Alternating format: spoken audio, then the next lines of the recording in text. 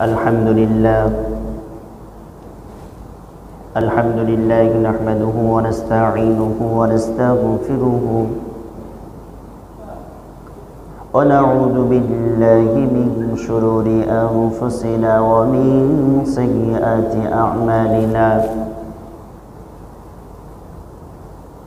من يهده الله فلا مضل له ومن يضلل فلا هادي له ونشهد أن لا إله إلا الله وحده لا شريك له ونشهد أن محمدًا عبده ورسوله الذي أرسله بالحق بشيرا ونذيرا وداعيا إلى الله بإذنه وسراجا وقمرا منيرا أما بعد فقد قال الله تعالى في كلامه المجيد أعوذ بالله من الشيطان الرجيم بسم الله الرحمن الرحيم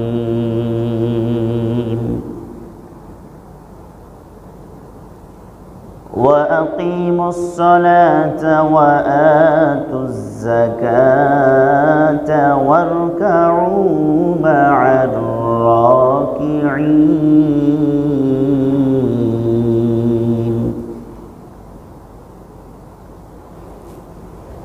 عن عبد الله بن عمر رضي الله تعالى عنه أن رسول الله صلى الله عليه وسلم قال بني الإسلام على خمس شهادة أن لا إله إلا الله وأن محمدًا عبده ورسوله وإقام الصلاة وإيتاء الزكاة والحج وصوم رمضان সম্মানিত মুসল্লিন ইকরাম শুকরিয়া আদায় করছি আল্লাহ তাআলার দরবারে যে আল্লাহ সুবহানাহু ওয়া তাআলা আমাদেরকে আমাদের ব্যক্তি জীবনের সাংসারিক জীবনের সমস্ত কর্ম ত্যাগ করে আল্লাহ তাআলাকে সন্তুষ্ট সে আল্লাহ তাআলার শুকরিয়া আদায় করছি। আমরা সকলেই বলছি আলহামদুলিল্লাহ। দরুদ সালাম শান্তির ধারা বর্ষিত হোক রাসূলের প্রতি, আমরা সকলেই বলি সাল্লাল্লাহু আলাইহি ওয়াসাল্লাম। মাহে রমজানুল মুবারকের তৃতীয় রমজান আমাদের কাছে এসেছে। হয়তো আরেকটা জুমা আমরা পাব। আমাদের কাছে মনে হয়েছে এই রমজানটাই, এই জুমায় আল্লাহ রাব্বুল আলামিনের পক্ষ থেকে ইসলামের স্তম্ভ পাঁচটির একটি হচ্ছে যাকাত। এই যাকাত বিষয়ে কিছু কথা আপনাদের সাথে শেয়ার করার চেষ্টা করব ইনশাআল্লাহ। আমাদেরকে মনে রাখতে হবে যাকাতের গুরুত্ব কতটুকু। আমাদের সমাজে অনেক মানুষ আছে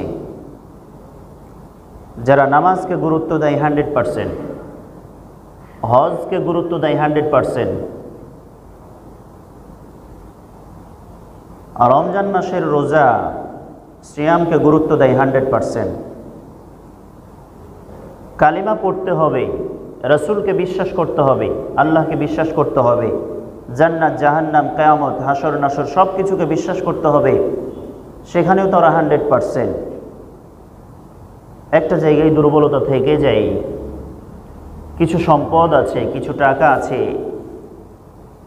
এই সম্পদের ভিতর থেকে নিসাব পরিমাণ সম্পদ হলে যে তার ভিতর থেকে যাকাত আদায় করতে হবে, এখানে আর 100% থাকে না।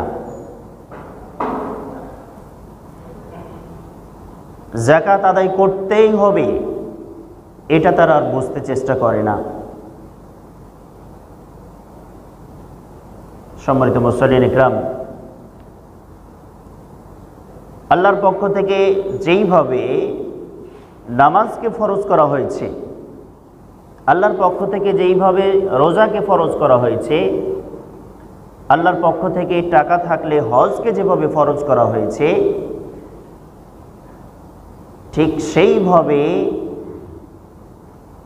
যাদের কাছে আল্লাহ তাআলা অর্থ সম্পত্তি দিয়েছেন তাদের প্রতি যাকাত আদায় করাও ফরজ করেছেন।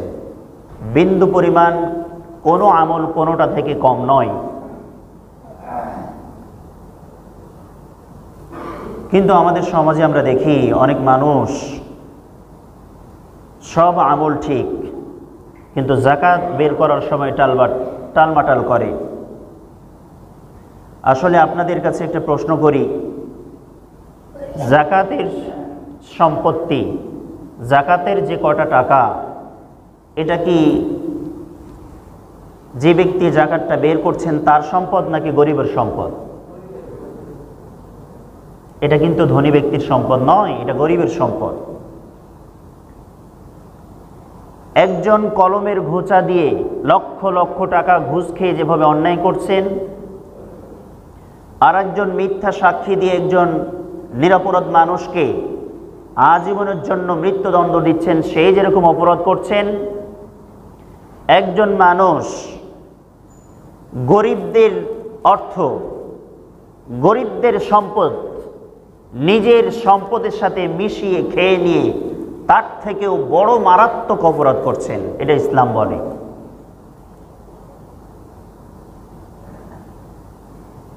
আমরা অনেক মানুষ আছি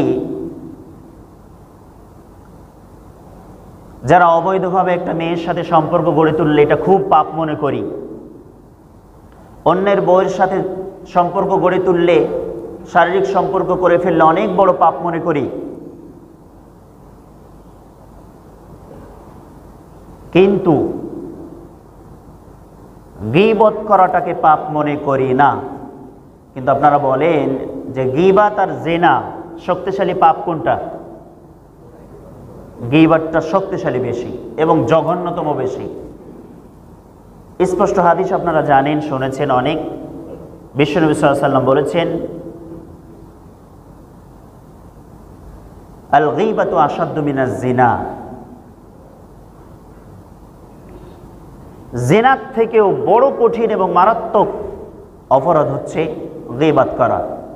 কিন্তু আমরা জিনাটাকে যেভাবে ধরেন, শুনতে খুব খারাপ লাগবে আপনাদের কাছে, শুনতে অত্যন্ত খারাপ লাগবে, তবু আমি দৃষ্টান্ত স্বরূপ বলছি। আপনার সমাজে কোনো একটা ছেলে জোর করে তার মায়ের সাথে জিনা করেছেন, নাউজুবিল্লাহ, ধরেন করেছেন। সামাজিকভাবে সমস্ত মানুষ যখন আপনারা জানতে পারবেন, তাকে আস্থা রাখবেন নাকি তার শায়েস্তা করবেন? শায়েস্তা করবেন না। কেন করবেন? কারণ এটা অপরাধ। আমার কাছে, আপনার কাছে বিবেকে যদি খালি জানতে পারি, কত কথা বলবো, আরে এত বড় অন্যায় করেছে, অন্য কোনো মেয়ের সাথে করলে তো করতো, মায়ের সাথে করেছে যে না, অনেক বিশাল পাপ করে ফেলেছেন। এই মন মানসিকতা নিয়ে আমরা কি করব? তাকে শায়েস্তা করার জন্য এগোব। কিন্তু আমি আপনি একটা বারও চিন্তা করছেন, আপনার সামনে বসে বসে গীবত করছে আরেকজনের, একটা বারও তাকে আমরা বলি না যে তুমি যে এত বড় অন্যায় করছো। কারণ আমার নবী বলেছেন, একটা গীবত করা, একটা সন্তান তার মায়ের সাথে 36 বার জেনা করলে যত পাপ হয়, একটা গীবত করলে তার থেকেও কঠিন পাপ হয়। ঠিক আমরা ওই পাপটাকে যত বড় চোখে দেখি, গীবতটাকে তত বড় চোখে দেখি না। ঠিক সেইভাবে নামাজকে, হজকে, রোজাকে যতটা গুরুত্ব সহকারে আমরা দেখি, যাকাতকে ততটা গুরুত্ব সহকারে আমাদের সমাজে দেখা হয় না। একটা অবহেলিত ইবাদত হিসাবে পড়ে রয়েছে যাকাত। দেখবেন আপনার চোখের সামনে অনেক মানুষ মনে হচ্ছে গরিবী হালাতে চলাফেরা করছেন, কিন্তু হিসাব নিকাশ করে দেখবেন তার ব্যাংকে ফিক্সড ডিপোজিট করে 3 লাখ টাকা রাখা আছে, কিন্তু সে জাকাত দিচ্ছে না। হিসাব করে দেখবেন 5টা 6টা 7টা ডিপিএস চালাচ্ছে, জাকাত দিচ্ছে না, কিন্তু এগুলো কি জাকাতের আওতাধীন পড়ে না? এগুলো পড়ে। আমি শুরুতে বলছিলাম যে জাকাতের গুরুত্বটা আমাকে বুঝতে হবে, আপনাকে বুঝতে হবে। জাকাত এসেছে আমার সম্পদটাকে পরিপূর্ণ করতে, পবিত্র করতে। আমার সম্পদকে নষ্ট করার জন্য আসে নাই। আমার আপনার সম্পদটাকে কি করতে এসেছে? পবিত্র করতে এসেছে। আপনার সন্তান নষ্টামি করছে, নেশার সাথে জড়িত হচ্ছে, অন্যের মেয়েকে টিচ করছে, পাশের একজন ছেলে গিয়ে আপনাকে জানালো যে আপনার সন্তান এই খারাপ কাজের সাথে জড়িত। আপনি আপনার সন্তানটাকে ঠিক করবেন, সংশোধন করবেন, এটা না করে যেই ছেলেটা আপনার সন্তানের বিরুদ্ধে অভিযোগ নিয়েছে আপনি তাকে উল্টোভাবে কি দিচ্ছেন? ধমক দিচ্ছেন। আলেম সম্প্রদায় কোরআনের পক্ষে থেকে, হাদিসের পক্ষে থেকে জাকাতের গুরুত্বটা আপনাকে বোঝানোর চেষ্টা করছে। আপনি জাকাতের গুরুত্বটাকে ছুঁড়ে ফেলে দিয়ে, হাদিসের কথাগুলোকে, কোরআনের কথাগুলোকে ছুঁড়ে ফেলে দিয়ে আপনি ঘাট টেড়ামু করলে এর জবাব কিন্তু আপনাকে কিয়ামতের দিন দিতে হবে, কোনো বাঁচার পথ থাকবে না। তাহলে আমাদেরকে বুঝতে হবে যে জাকাত আসলে কি, কেন এসেছে। সম্পদকে, আমার আপনার সম্পদকে পরিষ্কার পবিত্র করার জন্যই এসেছে জাকাত। এখন দেখেন,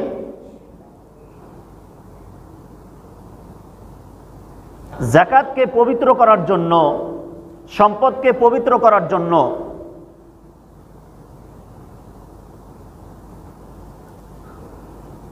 সম্পদকে পবিত্র করার জন্য আমাদের জাকাত আসলো। এই জাকাতকে যদি আমরা গুরুত্ব দেই তাহলে আমার আপনার লাভ, যদি না দেই তাহলে আমার আপনার লস। চিন্তা করে দেখেন, সম্পদের জাকাত দেওয়ার ক্ষেত্রে প্রধানত আমাদের 2টা শর্ত রয়েছে। নাম্বার 1 শর্ত হলো আমাদের প্রথমত সম্পদের নিসাব হতে হবে। আর সম্পদের নিসাব সকলেই জানেন, আবার মনে করাচ্ছি। সম্পদের নিসাবের ক্ষেত্রে 2টি জিনিস লক্ষণীয়। তার একটি হচ্ছে স্বর্ণের নিসাব, আর একটা হচ্ছে রৌপ্যের নিসাব। যদি স্বর্ণের নিসাব অনুযায়ী ধরতে যান তাহলে আপনার কাছে যদি 7.5 ভরি স্বর্ণ থাকে তাহলে স্বর্ণের নিসাব অনুযায়ী আপনার উপরে জাকাত ফরজ। যদি রৌপ্যের হিসাবটা ধরতে যান তাহলে 52.5 তোলা রৌপ্য যদি আপনার কাছে থাকে তাহলে আপনার উপরে জাকাত ফরজ।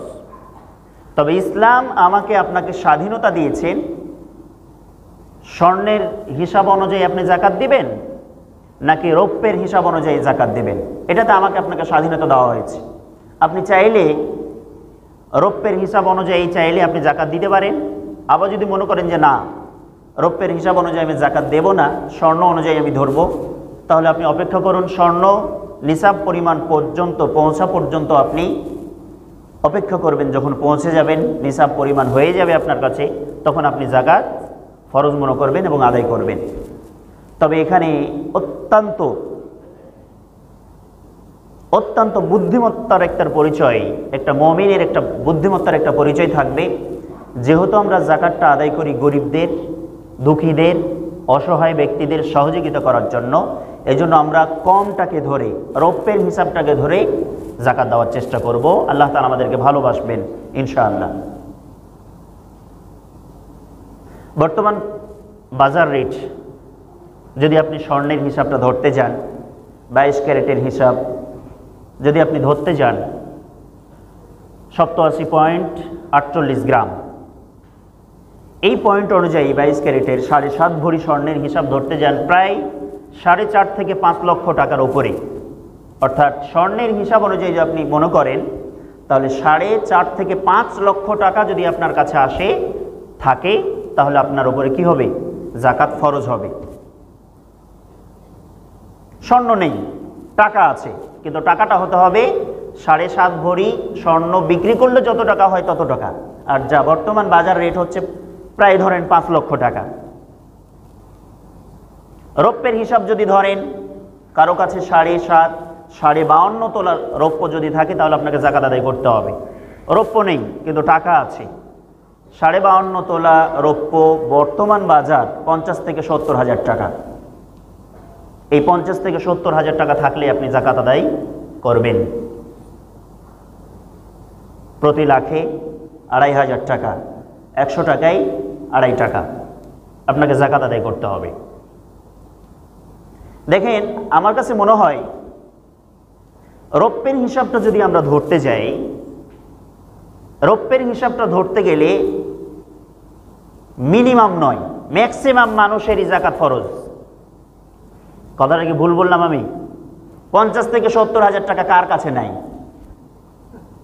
যে ভিক্ষা করে খায়, সকালে খেলে দুপুরে থাকে না, দুপুরে খেলে রাত্রে থাকে না, তারও দেখবেন কোনো না কোনোভাবে কারো না কারো কাছে চুরি করে, লোক করে, মানে চুরি বলতে ওই চুরি না কারো টাকা চুরি করে নিয়ে এসে, এটা নয়, কাউকে না জানিয়ে লোক করে একজন ব্যক্তির কাছে 50 হাজার টাকা বা 1 লাখ টাকা রেখেছেন যে আমার ছেলে মেয়ের বা আমার কোনো বিপদ আপদ হলে এই টাকাটা আমি ভেঙে খাবো। এরকম অহরহ মানুষ আছে আমার সামনে, আপনার সামনে।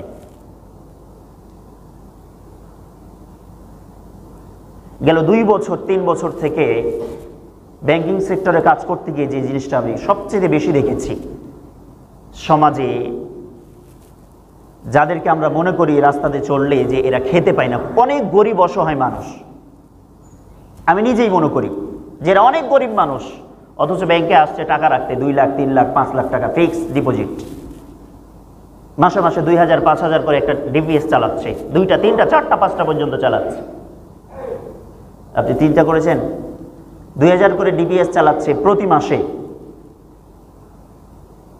ডিম বিক্রি করে, বাসা বাড়ির বিভিন্ন খেতা তৈরি করে, খেতা সেলাই করে না, খেতা সেলাই করে বিভিন্ন আসবাবপত্র তৈরি করে তারা এগুলো ডিপিএস চালাচ্ছে। সারা বছর মিলে যে টাকাটা জমবে, যদি 2,000 করে হয় তাহলে তো ধরেন 24,000 টাকা এক বছরে জমে যাবে। দ্বিতীয় বছর গেলেই তার উপরে যাকাত ফরজ হয়ে যায়, যদি রৌপ্যের হিসাবটা ধরতে যাই। সম্মানিত মুসল্লিন ইকরাম, আমাদেরকে মনে রাখতে হবে যাকাতের নিসাব যখন আমার উপর পড়বে তখন আমাকে যাকাত আদায় করতে হবে। এখন এখানে আরেকটা শর্ত হলো, যাকাতের নিসাব যখন আপনার হবে এটা আপনার বিবেকে রাখতে হবে যে আমি রৌপ্যের অনুযায়ী আদায় করব নাকি স্বর্ণের আদায় করব। যেটা আপনি নেবেন সেই অনুযায়ী আপনাকে হিসাব রাখতে হবে যে আমার কত টাকা, আমার কত স্বর্ণ, আমার কত রৌপ্য, আমার কাছে কতগুলো ব্যবসায়িক পণ্য আছে, কতগুলো আছে, এগুলো সব হিসাব করতে হবে, আপনাকে হিসাবে রাখতে হবে। যেই দিন রমজান এসেছে তাই বলে যাকাত এটা নয়। রমজান পার হয়ে গেল, শাওয়াল মাস আসলো, শাওয়াল মাসে আপনার নিসাব পূর্ণ হতে পারে, বা এবছরে রমজানই পূর্ণ হয়েছে, আগামী বছরে রমজান আপনার কাছে টাকা নেই, সেক্ষেত্রে আপনার উপর যাকাতও ফরজ নাই। দেখা গেল যেই দিন আপনার কাছে নিসাব পরিমাণ সম্পদ চলে এসেছে ঠিক সেই দিন থেকে, ধরেন আজকের দিন 30 তারিখ নাকি 30শে এপ্রিল, এই 30শে এপ্রিল 2021, আগামী বছর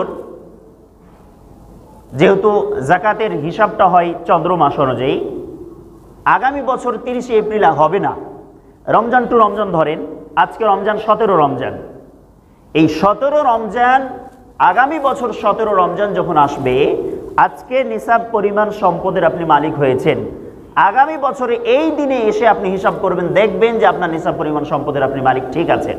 তার মানে আপনি বোঝা যাবে এই পুরো 1 বছর আপনি নিসাব পরিমাণ মালিক। এর মাঝামাঝিতে 2-4 মাস আপনার কাছে টাকাই নাই, একেবারে ফকির, আপনি টাকা নাই, গরিব অবস্থায় আছেন, ধার দেনা করে আপনি চলেছেন, তবুও আপনাকে যাকাত আদায় করতেই হবে। আমি কি বুঝাতে পেরেছি? আজকের এই দিনে নিসাব পরিমাণের মালিক আপনি ধরেন হয়ে গেলেন, আগামী বছর এই দিনটাতে এসে যদি আপনি হিসাব করে দেখেন যে আপনি নিসাব পরিমাণ মালিক আছেন, বছরের মাঝখানে ভেঙে চুরে ছারকার হয়ে যান, গরিব হয়ে যান, ফকির হয়ে যান, তবু আপনাকে ওই দিন হিসাব করে যাকাত দিতে হবে। আবার ধরেন আজকে নিসাব পরিমাণের মালিক হয়ে গেছেন, 10 লাখ টাকার আপনি মালিক, তার মানে আপনার রৌপ্য ধরেন আর স্বর্ণ ধরেন, যাকাত ফরজ। 8 মাস, 10 মাস, 11 মাস পর্যন্ত আপনার কাছে কি আছে? টাকা আছে। আবার আগামী বছর এই দিনটাতে, এই তারিখে এসে দেখলেন যে আমার কাছে ওই টাকা, জাকাত নিসাব পরিমাণ সম্পদের মালিক আমি আর নাই, আপনার উপর জাকাত ফরজ নাই, কেটে যাবে, কেটে যাবে আপনার উপরে। এখানে একটা জিনিস, আর একটা জিনিস জানিয়ে রাখি, জাকাত ফরজ হওয়ার জন্য প্রত্যেকটা আলাদা আলাদা সম্পদের উপর নিসাব পরিপূর্ণ হওয়া শর্ত নয়। যেমন ধরেন স্বর্ণের উপর 7.5 ভরি, টাকা এই সমপরিমাণ। এখন আপনার কাছে 6 ভরি স্বর্ণ আছে, তার মানে স্বর্ণের উপর আপনার জাকাত ফরজ হলো না, কিন্তু 5 লাখ টাকা আছে। কথাগুলো বুঝেন, 5 লাখ টাকা আছে, তার মানে কি? স্বর্ণের দাম হিসাব করলে 5 লাখ টাকা আপনার কি হয়ে গেছে? নিসাব পরিপূর্ণ হয়ে গেছে, মানে আপনার উপর জাকাত ফরজ। এখন ওই স্বর্ণকেও আপনাকে এই পুরো সম্পদের ভিতরে, জাকাতের ভিতরে অন্তর্ভুক্ত করতে হবে। ক্লিয়ার হয়েছেন? আমি আবার শেয়ার করছি। আপনার কাছে স্বর্ণ আছে 5 ভরি, তার মানে স্বর্ণের হিসাব অনুযায়ী আপনার জাকাত ফরজ হয়নি।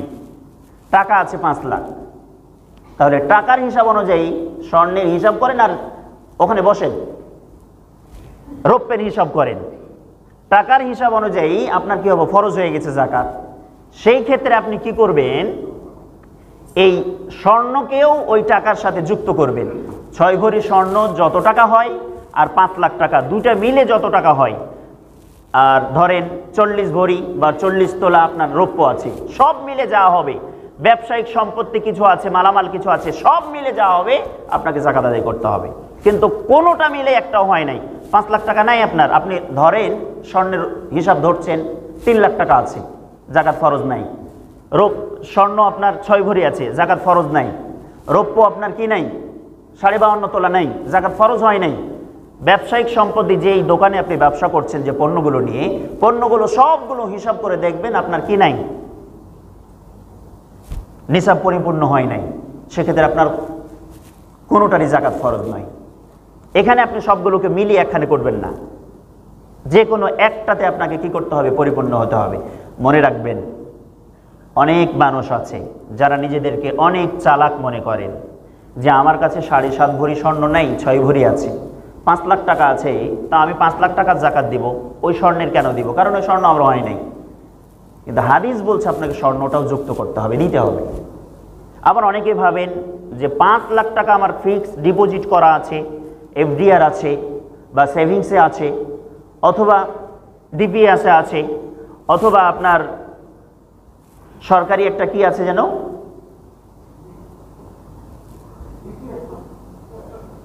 Post office.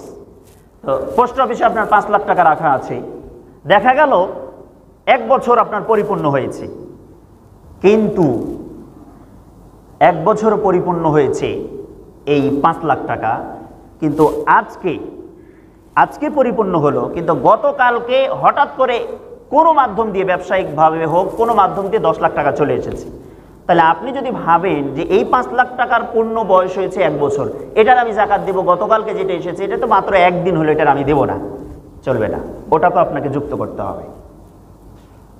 এক কথায়, সমস্ত মালামালে, জাকাতযোগ্য সম্পদের যে কোনো একটা যদি জাকাতের নিসাব পরিমাণ সময় হয়ে যায় এবং বছর পূর্ণ হয়ে যায়, তাহলে সবগুলোকে যুক্ত করে আপনাকে জাকাত আদায় করতেই হবে।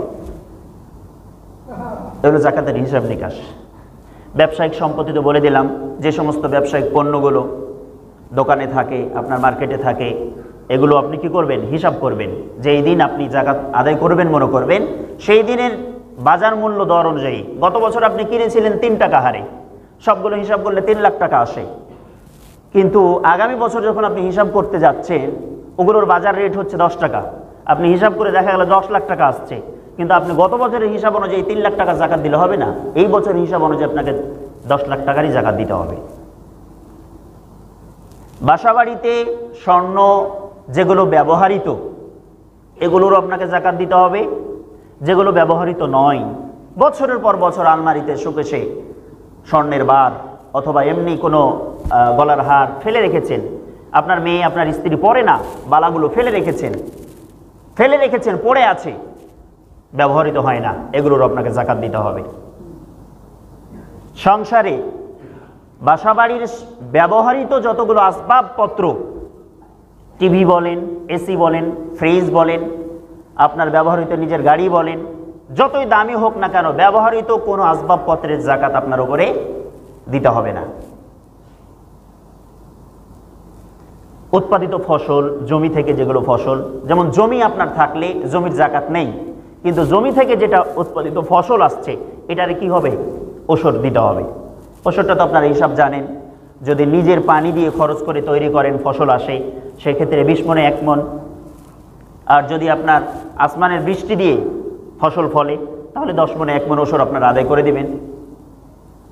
এইভাবে ব্যবসায়িক ক্ষেত্রেও দেখবেন, একটা ফ্যাক্টরি আপনি চালাচ্ছেন বা একটা কোম্পানি চালাচ্ছেন, কোম্পানিতে 2 কোটি টাকার ব্যবসায়িক পণ্য আছে, যেগুলো আপনি কিনেছেন ব্যবসা করার জন্যই, ব্যবসা করছেন।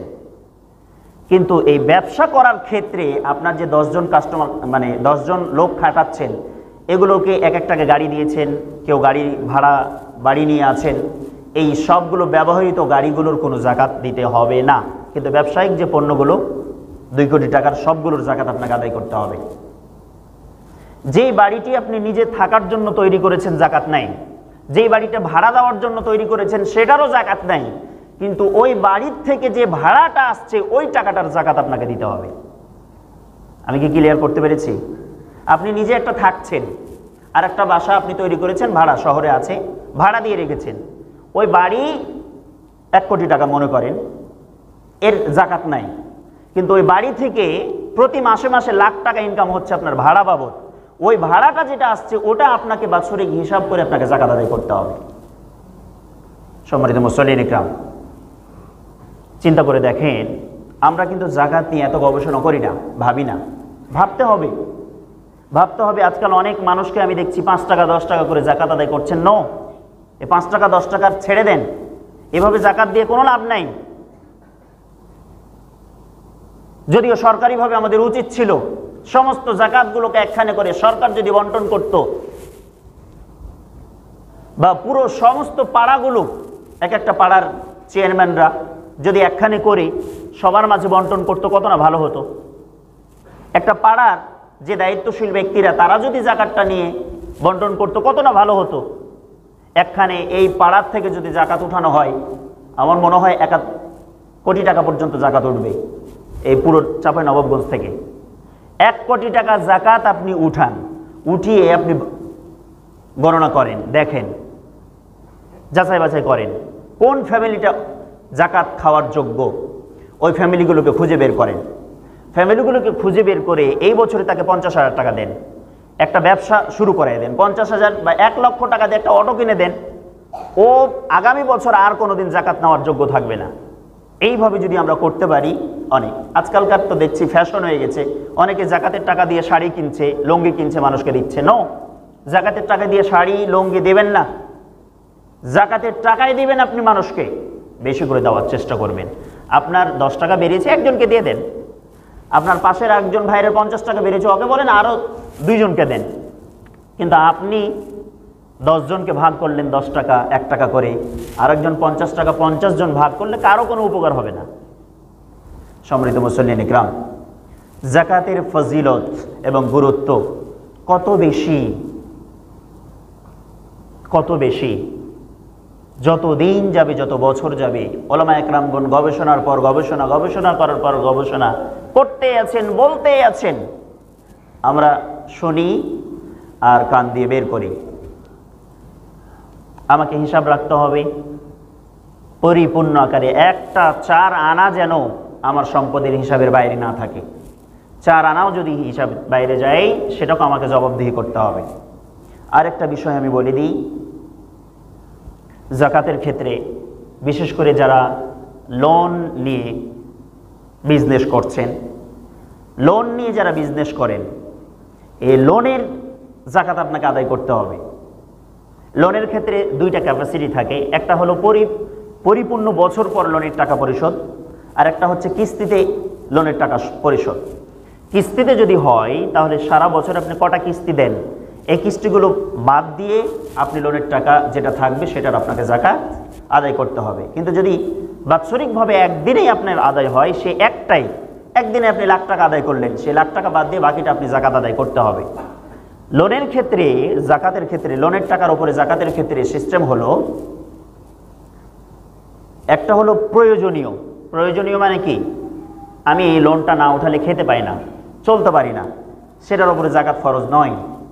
কিন্তু যেটা অতিরিক্ত, প্রয়োজনের অতিরিক্ত, আমার সংসার চলছে কিন্তু আমি অতিরিক্ত করলাম, বিলাসিতা, একটা বাসা তৈরি করব, একটা ব্যবসা ফ্যাক্টরি তৈরি করব, বিলাসিতা করার জন্য যেগুলো লোন তোলা হয় সেগুলোর উপরে যাকাত আমাকে আদায় করতেই হবে।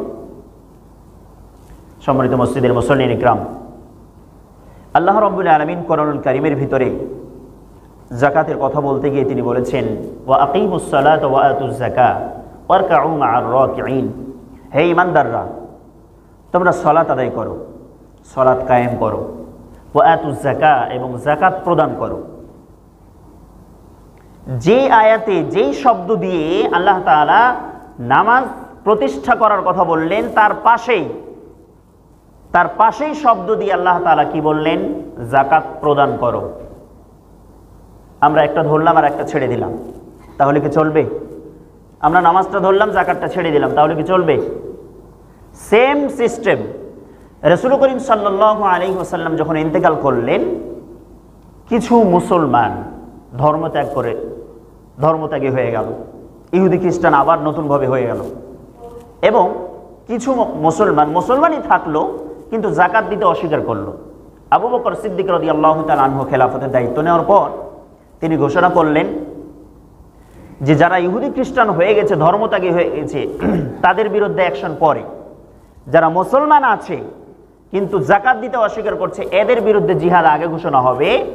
যারা নাকি আমার রাসূল বেঁচে থাকতে একটা চারা না দিত, এমনকি একটা ছাগল বকরির একটা রশি দিত, ওটাও যদি এখন দিতে অস্বীকার করে, আমি আবু বকরের পক্ষ থেকে তাদের বিরুদ্ধে জিহাদের ঘোষণা করা হলো। ওমর ইবনুল খাত্তাব রাদিয়াল্লাহু তাআলা আনহু, বুখারীর হাদিস, ওমর ইবনুল খাত্তাব রাদিয়াল্লাহু তাআলা আনহু বলছেন, আবু বকর, আমার মনে হয় যারা ধর্মত্যাগ করে চলে গেছেন তাদের বিরুদ্ধে জিহাদ করাটা জরুরি। এরা তো মুসলমান, যাকাত দিচ্ছে না, মাত্র একটা অন্যায় করছে, এদের বিরুদ্ধে জিহাদ পরে করা যাবে। আবু বকর রাদিয়াল্লাহু তাআলা আনহু কঠিনভাবে, কড়াভাবে ভাষণ দিলেন, না,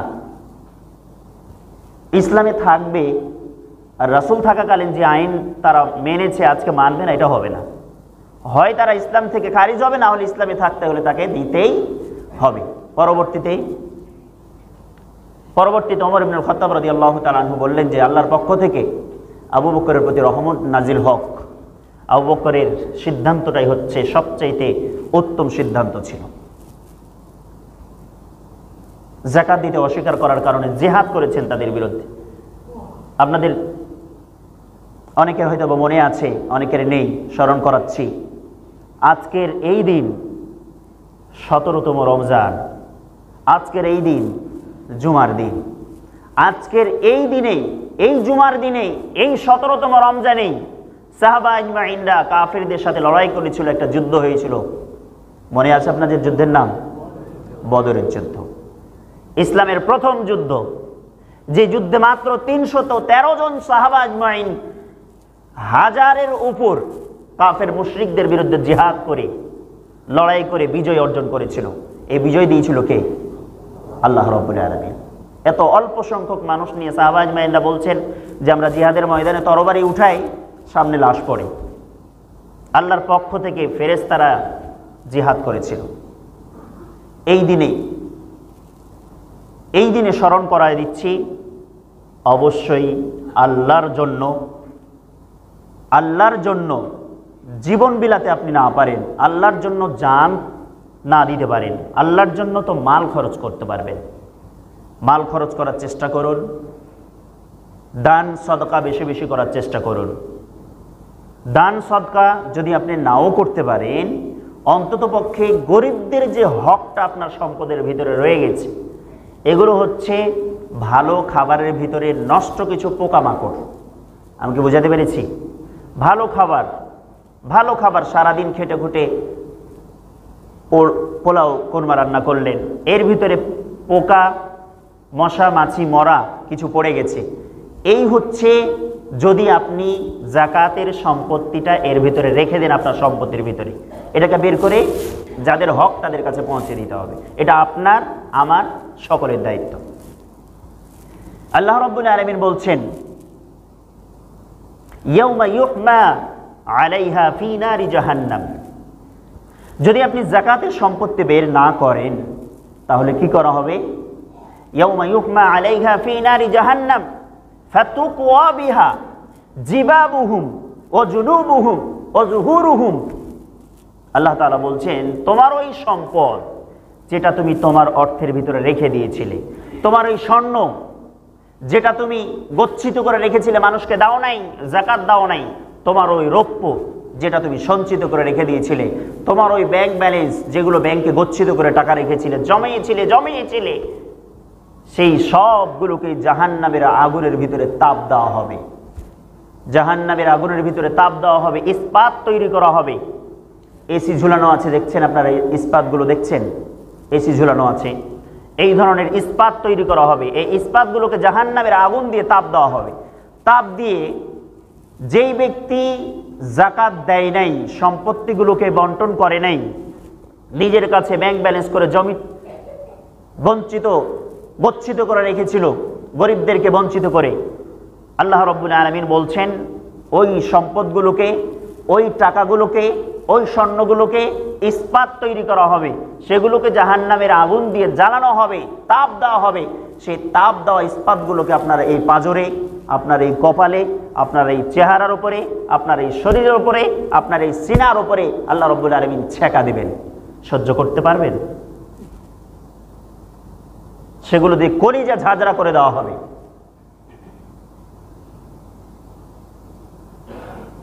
হাদাল মাল হাদা কানাজতুম লিআনফুসিকুম মা কুনতুম বিমা কুনতুম তাকনিজুন। ওই ইস্পাতগুলো কথা বলবে আপনার সাথে, ওই স্বর্ণগুলো, ওই রৌপ্যগুলো, ওই টাকাগুলো, ওই পয়সাগুলো, ব্যাংক ব্যালেন্সের অর্থকড়িগুলো আপনার সাথে কথা বলবে আর আপনাকে স্মরণ করাবে, হাদা কানাজতুম বিমা কুনতুম তাকনিজুন।